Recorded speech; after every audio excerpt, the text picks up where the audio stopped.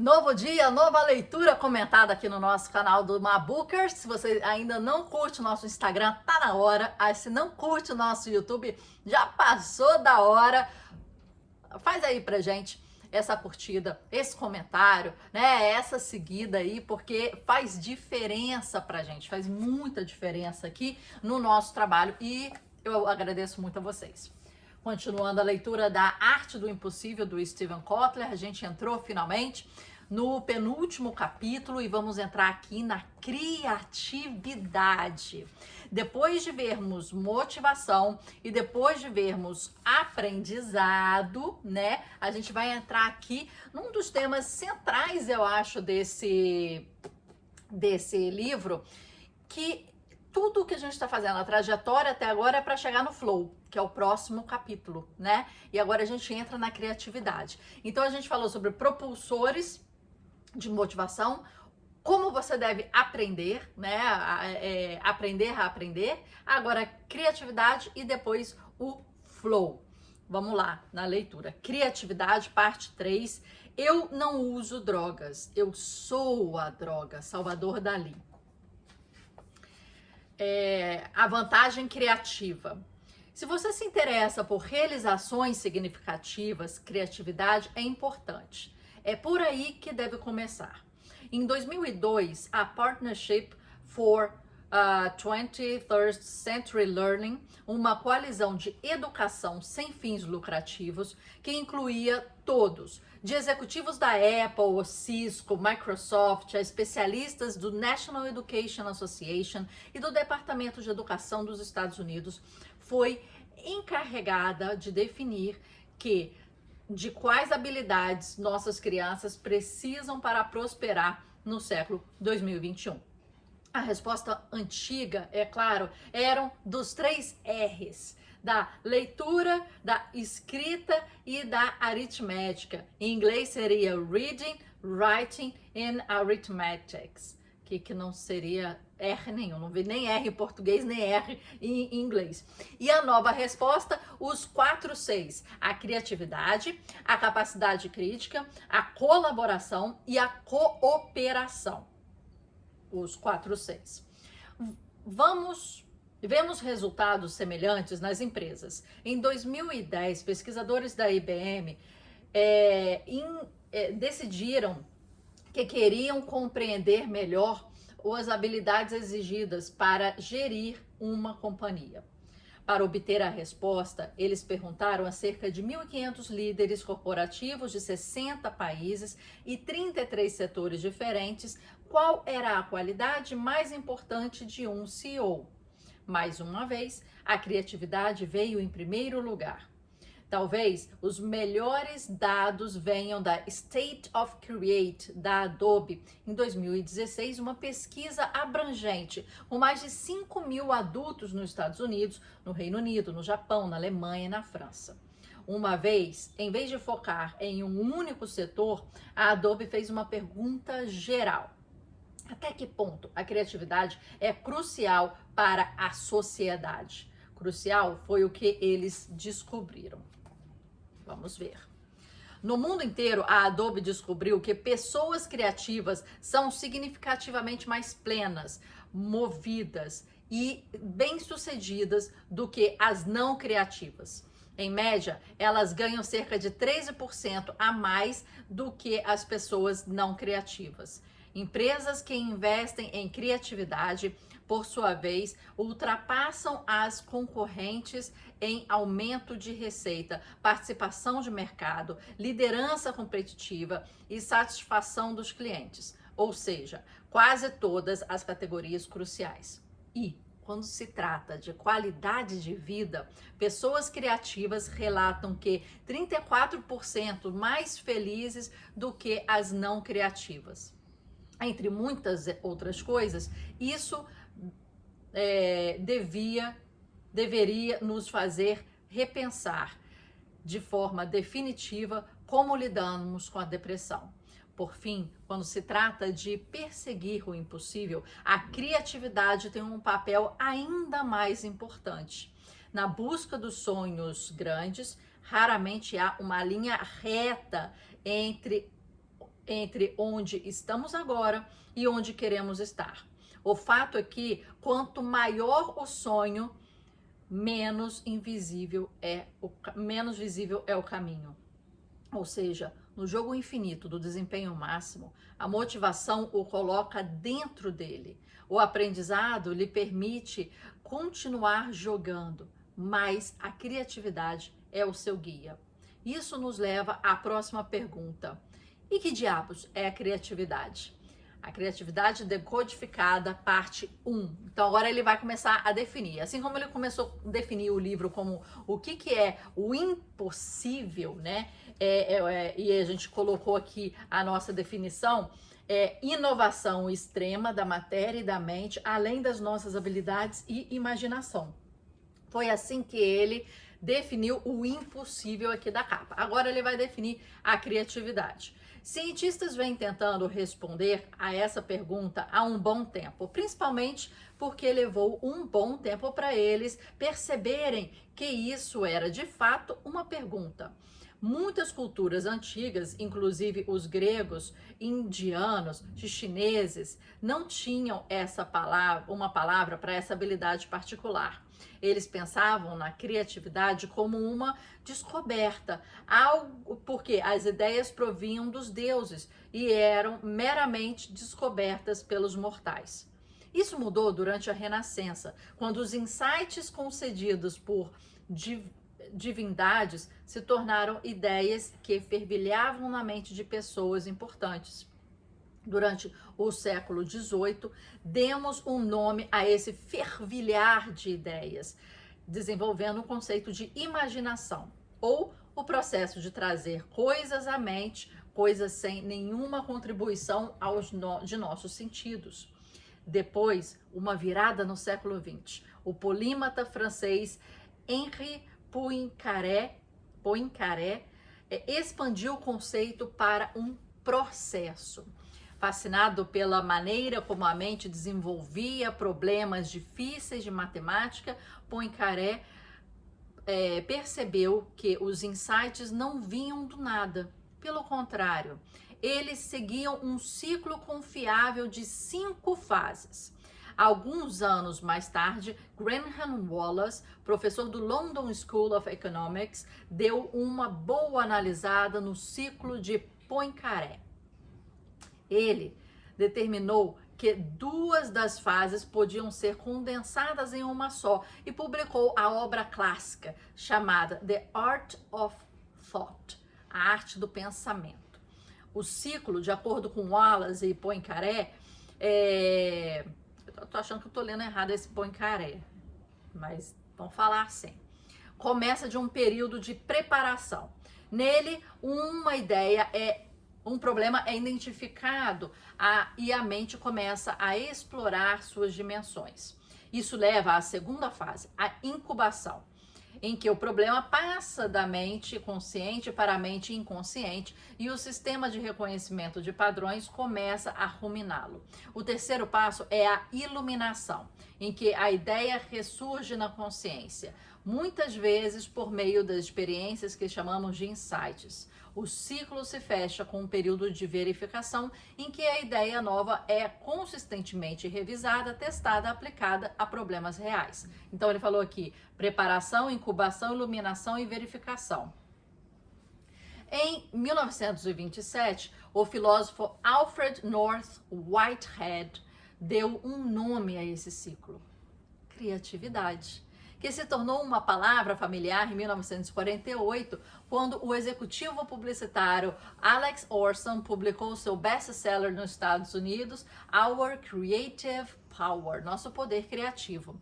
A mudança do mar científico começou 2 anos depois, quando o psicólogo J.P. Guilford fez um discurso presidencial à Associação Americana de Psicologia e apontou que pesquisadores haviam ignorado por completo a ideia, a criatividade, e que agora, graças a Orson, estava totalmente difundida na cultura. Então, ele começou a mudar de fato. Antes desse trabalho, Guilford ajudara a explorar o campo de testes de inteligência, o QI. Ao longo do processo, ele teria notado que determinadas pessoas, as criativas, muitas vezes obtinham pontuações mais baixas em testes de QI.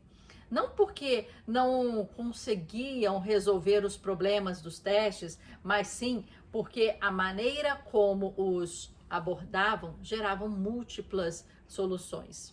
Guilford cunhou um termo para esse processo, é o pensamento divergente. É uma abordagem antissistemática da solução de problemas, ilimitada e definitivamente ilógica. E esse era o problema.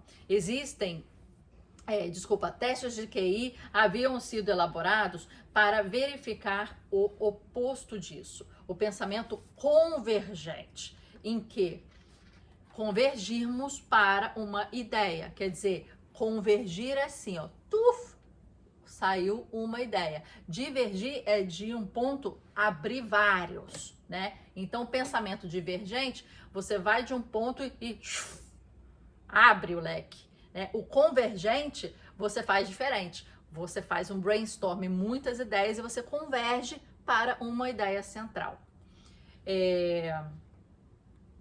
No entanto, Guilford percebeu que o pensamento divergente também não era inteiramente livre. Ele tinha 4 características fundamentais.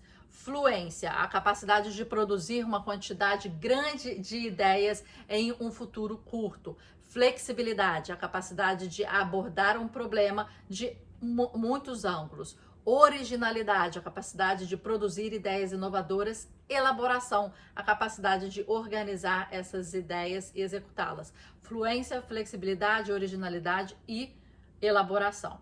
Essas características foram um grande avanço. Elas transformaram a criatividade. Uma ideia tão bizarra que os gregos antigos sequer tinham uma palavra para ela, em uma qualidade mensurável.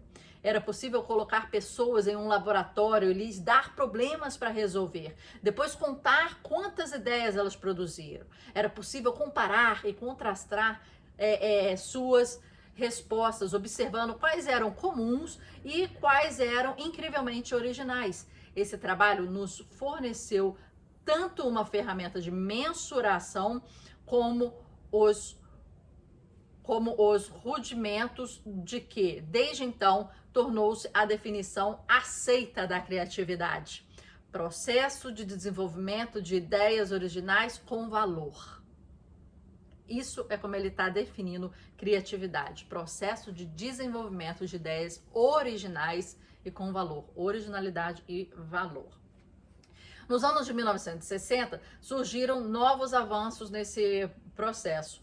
Pesquisas com pacientes que tinham cérebro dividido, pessoas cujo corpo caloso fora rompido numa tentativa de tratar a epilepsia severa, revelaram diferenças funcionais nos hemisférios, né, o hemisfério cerebral, né?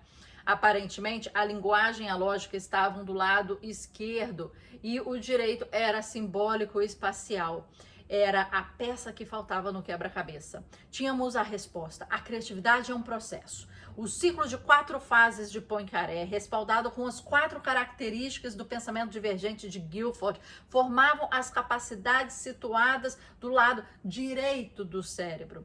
E essa era a criatividade decodificada. Ao menos foi assim por muito tempo. Infelizmente, como descobrimos depois, desde então, quase nenhuma parte dessa história é verdadeira. Ou não exatamente. Isso nos coloca em um lugar particular. A pesquisa nos diz que a criatividade é fundamental para realizações importantes e o desempenho elevado. Porém, não consegue nos dizer o que a criatividade realmente é.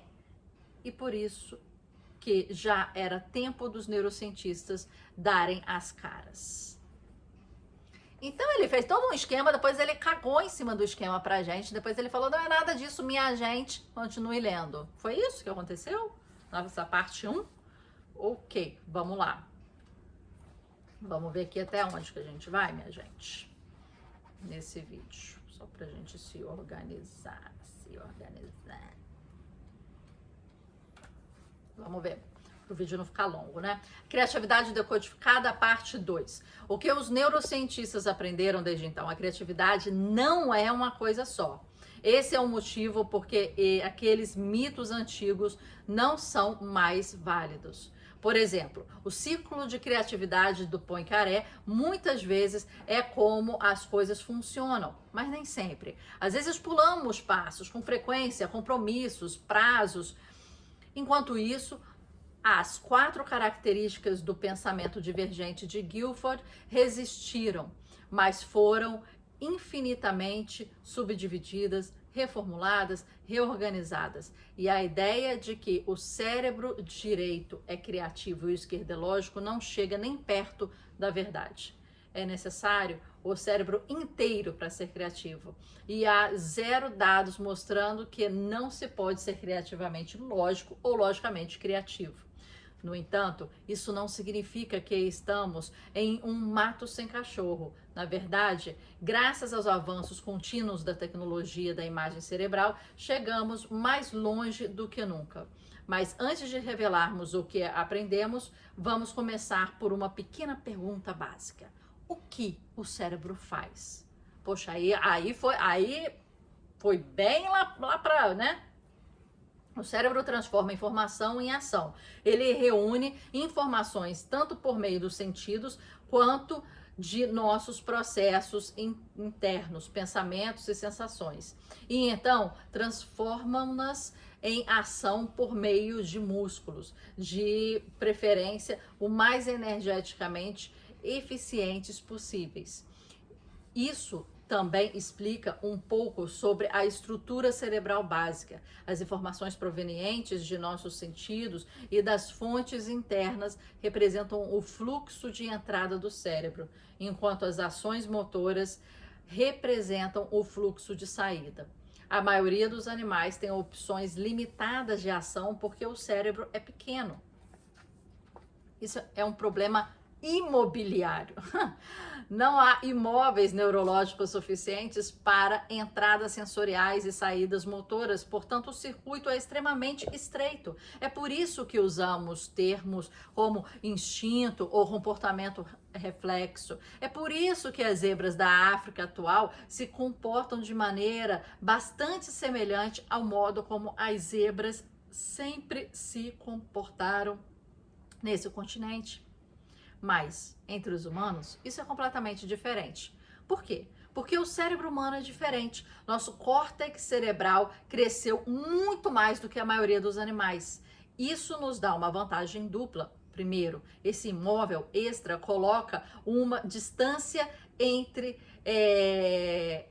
entradas sensoriais e saídas motoras. O espaço a mais no nosso cérebro significa que nem sempre temos de ficar no piloto automático. Temos opções, podemos fazer escolhas, podemos usar uma parte superior do cérebro para reprimir nosso comportamento instintivo, reunir mais dados, considerar possibilidades, escolher agir, esperar, dançar fandango. Resumindo, podemos fazer escolhas com base em uma ampla variedade de planos de ação. Segundo, a parte anterior do córtex, o córtex pré-frontal, pode fazer simulações. Essa parte do cérebro nos permite viajar no tempo e fazer experiências com outros futuros e outros passados possíveis. Ele pergunta, e se? O que poderia ser? O que poderia ter sido? Portanto, do ponto de vista de estrutura cerebral, a criatividade está sempre relacionada a opções. Esse é um dos motivos pelo qual ela tem se provado tão obstinadamente difícil de entender. A criatividade é uma habilidade invisível escondida em nossa habilidade mais antiga, a exploração e a execução de planos de ação. Se nossas explorações produzem os mesmos velhos planos de ação, estamos sendo instintivos, vulgo, eficientes, mas não criativos.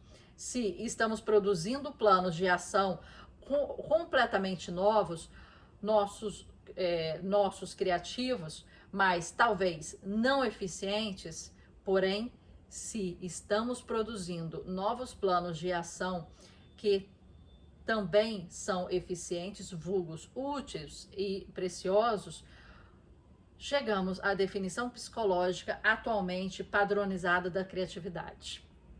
A produção de novas ideias que têm valor, ainda que com base neurológica sólida. Melhor ainda, adquirimos insights sobre como o cérebro produz uma ideia valiosa. Trocando em miúdos, aprendemos que a criatividade é sempre um processo recombinatório, uma palavra muito importante. É o que acontece quando o cérebro assimila novos conjuntos de dados, combina-os com informações mais antigas e usa os resultados para produzir algo novo em folha. Também descobrimos que os processos recombinatórios geralmente exigem a interação de 3 redes neurais que se sobrepõem: atenção, imaginação e proeminência.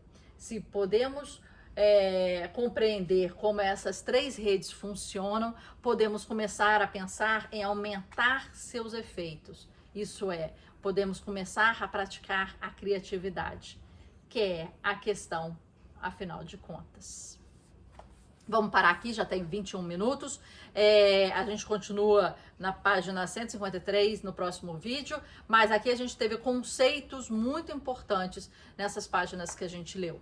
Então é bom já pegar e já assinalar. Paro aqui para a gente não continuar assim, sem antes internalizar isso, né? A recombinatividade, a originalidade e o valor foram 3 pontos que apareceram forte aqui no conceito de criatividade que ele deu a definição. Então vamos anotar. Aprendam a anotar de forma inteligente com o nosso curso Leitor Supremo, e aqui também no nosso e-book, tá na Amazon o link, Leitor Supremo, a gente também dá insights super interessantes, anotação, retenção, aplicação do aprendizado, e a gente está aplicando isso aqui.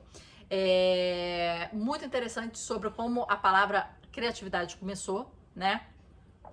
Mas realmente você entendendo ela como um processo, porque sozinho nós temos dados, informações, conhecimentos, aí nós temos insights, aí nós temos a combinação e a recombinatividade, né? E a gente brinca com essas informações, dados, conceitos, conhecimento, né? E etc. Mas é preciso um processo para isso. Senão se torna uma ideia solta às vezes, né? Um lapso, um pequeno insight, mas a criatividade entendida como um processo é uma coisa importante da gente colocar aqui na nossa anotação. Não é um insight, não é um pensamento, é uma evolução daquilo, né? É um desenvolvimento daquilo. Anota, a gente se encontra amanhã.